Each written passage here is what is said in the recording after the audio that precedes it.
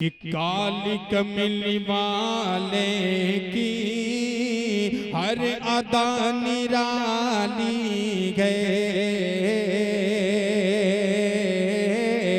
काली कमली वाले की हर अदा निराली गए, काली कमली वाले की हर अदा निराली गए, काली कमली वाले की। बहुत खूब। मोमिन है तो फिर मस्जिद अक्सा की खबर ले, दिल चीर के रख देंगे तेरा अक्सा के आंसू। इसमें शक नहीं कि फिलिस्तीनियों पर जुल्म के पहाड़ तोड़े गए, मगर अफसोस इसमें अगर हम गौर करें तो क्या हमारी भी कुछ कमी है? मैं जब गौर करता हूं तो मुझे साफ नजर आता है कि इसमें हमारी आइडियोलॉजी यानी मुसलमानों की आइडियोलॉजी बहुत बड़ा रोल अदा कर रही है। लोग कहते हैं कि तालीम जरूरी नहीं है, या ये कि अगरचे तालीम दुनिया के मैदान में आगे बढ़ने के लिए बहुत बड़ा हथियार है, इसमें शक नहीं, लेकिन यही तालीम याफ्ता लोग बहुत सारे अपने ही भाइयों को तबाह करने में कोई कसर नहीं छोड़ रहे हैं। आखिर वो पढ़े लिखे हैं, फिर उनकी तालीम से उन पर इतना बुरा असर क्यों पड़ रहा है? मैं कहता हूं कि तालीम हो या ना हो फर्क पड़ता है बहुत ज्यादा नहीं, लेकिन तालीम कैसी है ये बहुत बड़ा पॉइंट है, बहुत बड़ा ये सोचने का मकाम है कि तालीम कैसी है। क्या ये तालीम हम इंसानों को और गुलाम बनाती है? क्या ये तालीम हमारे अफकार को, हमारी सोचने की सलाहियत को मफकूद करती है? क्या ये सोचने से हमें रोकती है? अगर ऐसा है तो हम जान लें कि इंसान जो तालीम याफ्ता होगा और तालीम के मैदान में आगे बढ़ेगा तो ज्यादा इम्कान है कि वो दुनिया की दौड़ में आगे निकल जाए।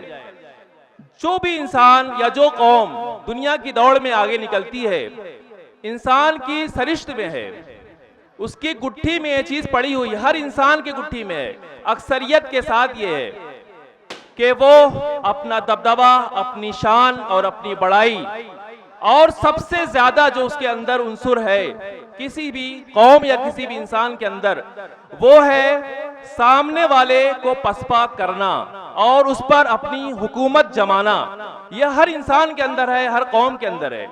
आज फिलिस्तीनियों पर जो जुल्म हो रहा है, इसकी वजह सिर्फ यही है कि अगरचे वो तालीम याफ्ता कौमें हैं, वो मुहज़्ज़ब कौमें हो सकती हैं, इल्म के मैदान में दुनिया में बढ़ी हुई कौमें हो सकती हैं, लेकिन साथ ही साथ वो इस सरिश को की भी हामिल हैं, जिस सरिश का मैंने जिक्र किया कि वो जब भी ताकत उनके पास होगी तो वो अपने भाइयों पर अपना रोब, अपनी हुकूमत और अपनी शान को बढ़ाने की और दबदबा बनाने की कोशिश में लग जाएंगे। यही हुआ फिलिस्तीनियों के साथ भी कि जब भाई कमजोर है और एक भाई मजबूत है तो वो पसपा करेगा। ये उसकी सरिश्त में, उसकी फितरत में है। ये इस वजह से नहीं हुआ कि तालीम ने उन्हें गुमराह कर दिया था, नहीं, तालीम तो उनके लिए हथियार बन गया, लेकिन पैरेलल वे में हम चलते नहीं। अगर हम साथ में चले होते, अगर हम कमजोर ना अपने आप को बनाए रखे होते, तो आज हमारा भाई इंसान वो हम पर जुल्म करने की पोजीशन ही में ही नहीं होता, क्योंकि हम भी मजबूत होते। लेकिन हुआ कुछ ऐसा नहीं, इससे अलग हुआ है। दुनिया में अक्सर कौमें बहुत आगे निकल चुकी हैं, लेकिन मुसलमान की आइडियोलॉजी, उसकी फिक्र की वजह से ये है। इसके अंदर जो कमजोरी है ये मैं साफ देख रहा हूं, सिर्फ और सिर्फ इसकी आइडियोलॉजी, इसकी चेतना की कमी, इसकी बेदारी की कमी की वजह से ये चीज आ रही है। और जब हम इल्म के मैदान में आगे नहीं होंगे, हम गुलामी पर ही नाज करेंगे, फख्र करेंगे और हर चीज को बिला कमो कास, बगैर सोचे हुए हम तस्लीम कर लेंगे। हम ये नहीं सोचेंगे कि इसके पीछे फलसफा क्या है, इसके पीछे लॉजिक क्या है, तर्क क्या है, साइंस क्या है। जब हम ये नहीं सोचेंगे तो हम कभी भी उस परवाज के पंख पर कभी चढ़ नहीं पाएंगे, कभी उसे काबू नहीं कर पाएंगे। फिर यही होगा फिलिस्तीनियों के साथ जो हो रहा है। और ये आज फिलिस्तीनियों के साथ नया नहीं हो रहा है, फिलिस्तीनियों के साथ या मुसलमानों के साथ ही नहीं, हर कौम के साथ होता रहा है और हो रहा है, आगे भी होता रहेगा। अब हमें ये सोचना है कि क्या हम इसके लिए तैयार हैं, क्या हम अपनी आइडियोलॉजी, अपनी सोच में तब्दीली के लिए तैयार हैं। मैं कह रहा हूं कोई भी तैयार नहीं, एकदम भी तैयार नहीं, एकदम भी तैयार नहीं। और जब तक हम तैयार नहीं होंगे साइंस और तर्क और टेक्नोलॉजी के इस दौड़ में,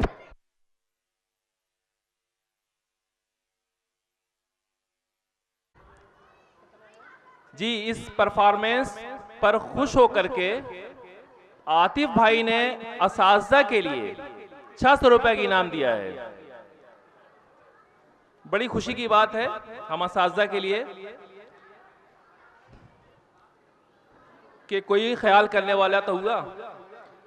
मैं ये कह रहा था कि आज ये बड़ी अफसोस का मकाम है कि हम ऐसे परफॉर्मेंस और बच्चों की ऐसे शो पर सबसे ज्यादा एक्साइटेड हो रहे हैं, सबसे ज्यादा इनाम की सूरत में सामने आ रहे हैं।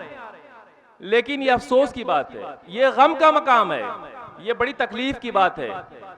ये हमारी नाबेदारी और कोताही की वजह से है।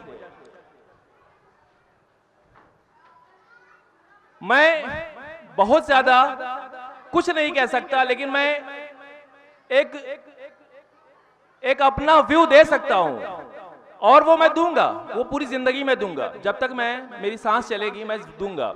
और इसलिए नहीं कि मुझे मुखालफत करनी है, इसलिए कि इंसानों के साथ अगर इंसान जुल्म कर रहा है तो क्यों कर रहा है, जरूर इसके पीछे कोई लॉजिक है, जरूर इसके पीछे हमें सोचना चाहिए कि क्या वजह क्या है, क्या कोई जाती दुश्मनी होती है। इंसान की कोई जाती दुश्मनी होती ही नहीं, किसी इंसान की किसी इंसान से कोई जाती दुश्मनी होती ही नहीं है।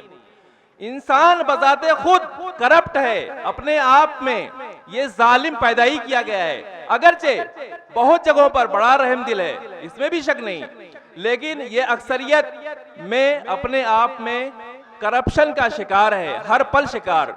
आज उसी की देन है कि फिलिस्तीनियों पर जुल्म के पहाड़ तोड़े गए। और ऐसे बहुत सारे ममालिक हैं, बहुत सारी कौमें हैं। वक्त ऐसा भी था कि जब यहूदियों को दर दर की ठोकरें खानी पड़ी थी और मुल्क से दरबदर किया गया था, इन्हें काटा गया, खत्म किया गया। और एक वक्त आया उनके अंदर बेदारी पैदा हुई, उन्होंने जब देखा कि दुनिया हमें खत्म कर देगी, क्यों ऐसा हो रहा है, तो समझ में आया कि नहीं, हम कमजोर हैं, उसकी वजह से हो रहा है।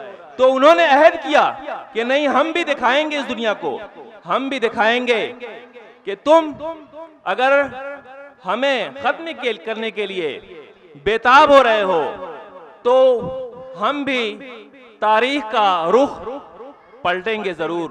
वही हुआ, फिर बहुत सारे ममालिक एक साथ आए, मुसलमान ममालिक, और सब ये सोच रहे थे कि हम खा जाएंगे यहूदियों को, लुक़मे तर बना लेंगे। इतनी छोटी सी कौम, इतनी कमजोर सी, लेकिन क्या हुआ, कुछ बड़ी ताकतें साथ में उसके थी और ऐसी पसपाई हुई कई ममालिक मुसलमान की ऐसी पसपाई हुई कि आज तक हिम्मत नहीं हो रही है किसी मुसलमान मुल्क की कि इसराइल और अमेरिका के खिलाफ खड़ा हो जाए।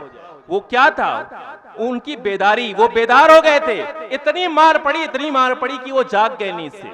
आज वही मुसलमानों के साथ हो रहा है। लेकिन मैं ये सवाल कर रहा हूं कि हम कब जागेंगे?